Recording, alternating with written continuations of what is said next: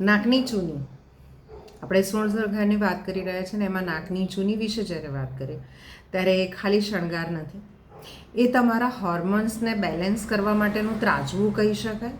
કે જો તમે ડાબા નસકોરા ઉપર, ડાબા નાકના ચામડી ઉપર વિંધાવી, અમુક પર્ટિક્યુલર જગ્યાએ વિંધાવીને ત્યાં ચૂની કે નથણી પહેરો છો, તો રાધાની જે કમ્પ્લેન હતી નાગર નંદજીના મારી નથણી ખોવાણી, એ કમ્પ્લેન કદાચ બહુ સટીક હતી કે નથણી ખોવાઈ જાય તો હોર્મોનલ ઇમ્બેલેન્સ આવે જ.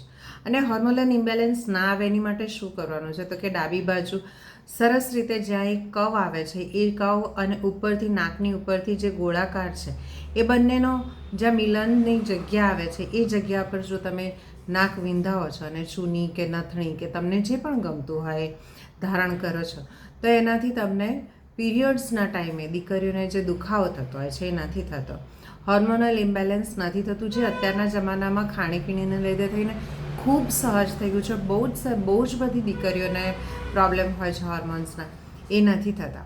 અને તમે જ્યારે ડિલિવરી પર દીકરી આવે છે ત્યારે એને ડિલિવરી નોર્મલ થવાના ચાન્સીસ વધી જાય છે. એટલે આ શણગારનું સાધન કરતાં એ તમારા હોર્મોનલ બેલેન્સ કરવા માટેનું ત્રાજવું અથવા તો હોર્મોન્સને સાચવવા માટેની સરસ મજાની ડિઝાઇનર વેલ્યુ આપણા વડીલોએ આપણને, આપણા વડવાઓએ આપણને ગિફ્ટ કરી છે. એટલે ચૂની પહેરજો. તમારી દીકરીઓ ના પહેરતી હોય તો સમજાવજો.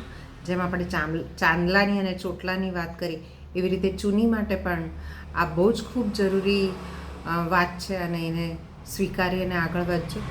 બાકી આપણે સ્વસ્થ, હું સ્વસ્થ, તમે સ્વસ્થ, મળતા રહીએ, હસતા રહીએ અને સ્વસ્થ રહીએ, મસ્ત રહીએ.